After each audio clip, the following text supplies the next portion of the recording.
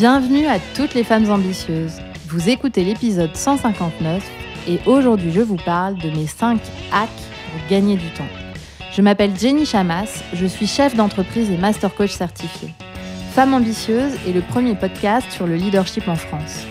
Ici, j'aide les femmes à dépasser les obstacles pour intégrer et mener les organes de direction des entreprises, développer leur entreprise, piloter leurs équipes et devenir de meilleurs leaders. Pour me soutenir dans cette mission, abonnez-vous au podcast et laissez un avis 5 étoiles sur la plateforme de votre choix. 1000 merci.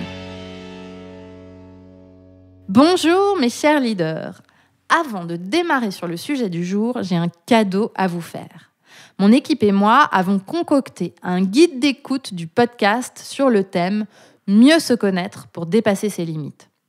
Je vous le dis très souvent, pour avancer sereinement vers vos objectifs, la première étape est d'avoir bien conscience de vos propres mécanismes, de vos schémas de pensée et de vos barrières limitantes. Mais voilà, après 159 épisodes, pas toujours évident de s'y retrouver.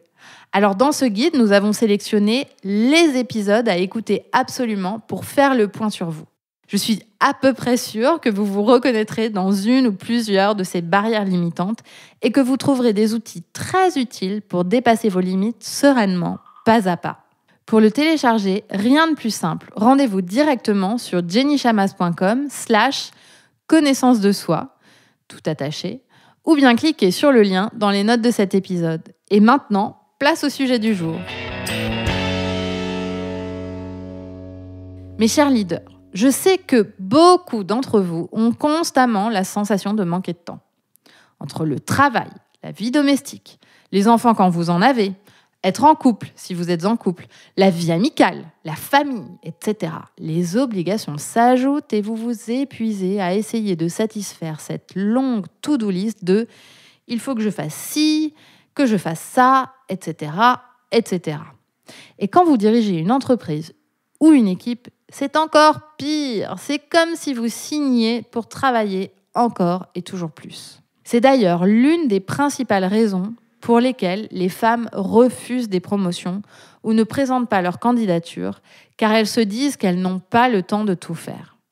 Pourtant, le manque de temps est une histoire qu'on se raconte. Exercer son leadership, exercer ses fonctions, réussir n'est pas une question de temps, pas une question de nombre d'heures travaillées. Cette vision est périmée dans un monde globalisé où l'information circule extrêmement vite, où on peut faire appel à des compétences et des expertises partout dans le monde, où Internet existe.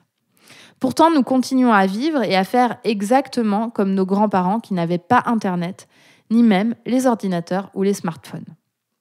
Produire de la valeur et la vendre n'est pas seulement une question de temps, loin de là. Pourtant, depuis notre plus tendre enfance, on nous apprend que plus on passe de temps à travailler, et mieux c'est. Qu'on est meilleur, que notre valeur est accrue et qu'on réussira mieux. Si c'était vrai, on pourrait mesurer la richesse financière de chacun au temps travaillé. CQFD. Le résultat de cette croyance dont je suis témoin tous les jours, c'est un nombre de burn-out grandissant chez les femmes qui ont des postes à responsabilité. Je constate aussi que les burn-out se produisent de plus en plus tôt dans la carrière. Le résultat pour les entreprises est un manque d'innovation frappant car les gens sont trop occupés à faire et n'ont plus de place pour penser et pour créer. Pourtant, si on pouvait jeter cette croyance à la poubelle, ça changerait les choses radicalement. Pas pour se tourner les pouces et ne rien faire, mais simplement pour se concentrer sur le résultat qu'on veut produire et réfléchir aux moyens pour y parvenir. Pas en termes de temps, mais en utilisant sa créativité, son énergie et son flow. Une idée ne prend pas de temps à avoir. À chaque fois qu'on se dit que les choses prennent du temps, on leur accorde trop de temps. Alors qu'au fond, ça peut aller très vite. Alors je vais vous partager 5 hacks que j'utilise personnellement pour gagner du temps et qui ont radicalement changé ma vie. 1. J'ai retiré de mon vocabulaire la pensée « je n'ai pas le temps » pour la remplacer par la pensée « je choisis de ne pas le faire ». C'est radical parce que cela me remet au centre de mes choix et du temps que je passe pour chaque chose. Ça me permet également de prioriser et de choisir de ne pas faire certaines choses sans me raconter l'histoire que c'est parce que je n'ai pas le temps, ce qui m'enlève tout pouvoir sur la situation et me place en victime. C'est l'un des principes fondateurs que nous enseignons dans le programme de coaching Leaders Ambitieuses. Comment changer sa façon de penser le temps pour gagner du temps et arrêter de se sentir constamment débordé? Le deuxième point, c'est que je prends du temps pour moi le matin. Il est très rare que je démarre directement ma journée de travail par des choses à faire. En général, je prends le temps de m'asseoir pour boire un café et écrire, ou tout simplement penser. Cela va à l'encontre de ce que j'ai fait pendant longtemps. Essayer d'arriver le plus tôt possible au travail pour abattre du boulot et rayer plein de choses de ma to-do list. Ce démarrage en douceur me permet de me sentir pleinement présente avant de faire.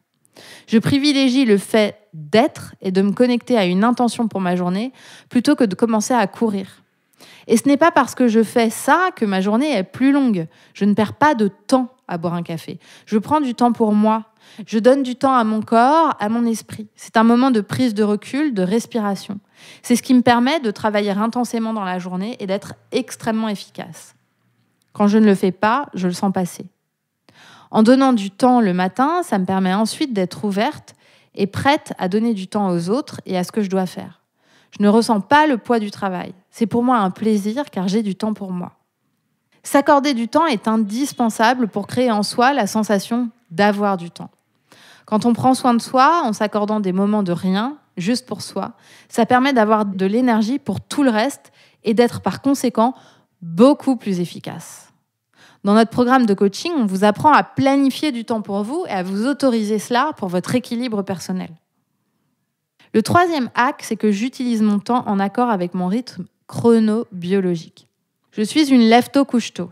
Aussi, je suis pleine d'énergie et très sociable le matin. Donc, le matin, je profite de cette énergie et de cette ouverture pour être en relation avec les autres. Je privilégie les rendez-vous avec mon équipe, les coachings, les masterclass, les prises de parole en public. L'après-midi, c'est un temps plus calme pour moi, pendant lequel je suis plus apte à créer. Écrire, créer un cours, réfléchir.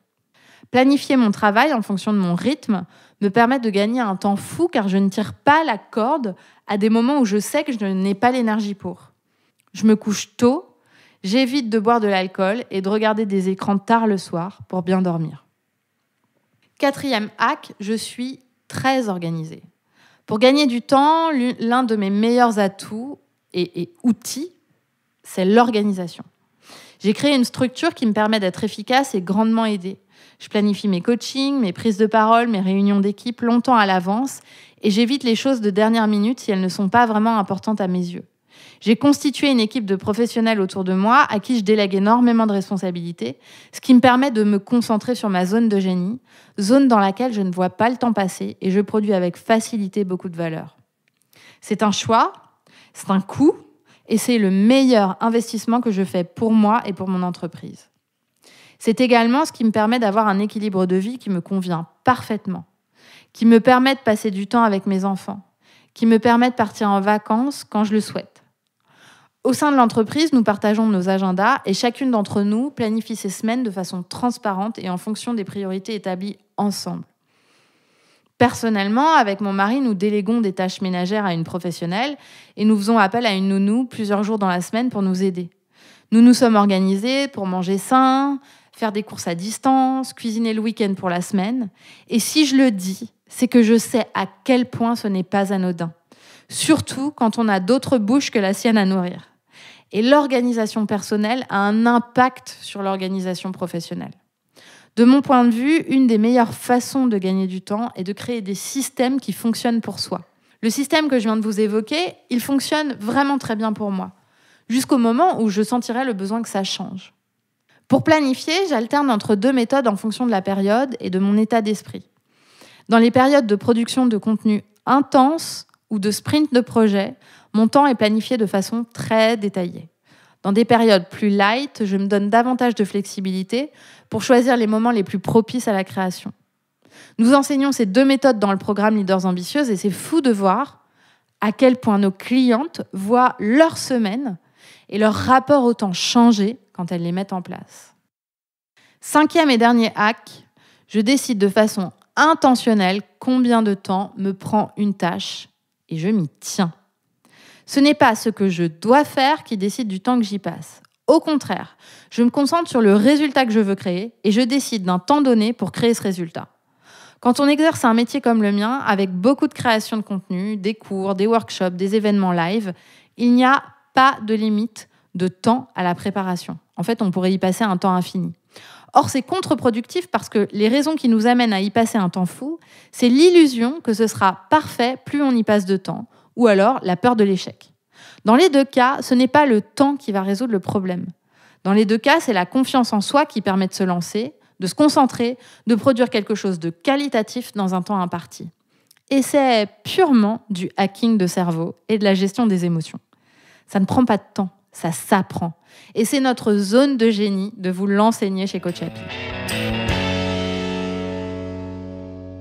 Voilà donc mes 5 hacks, mes chers leaders. 1.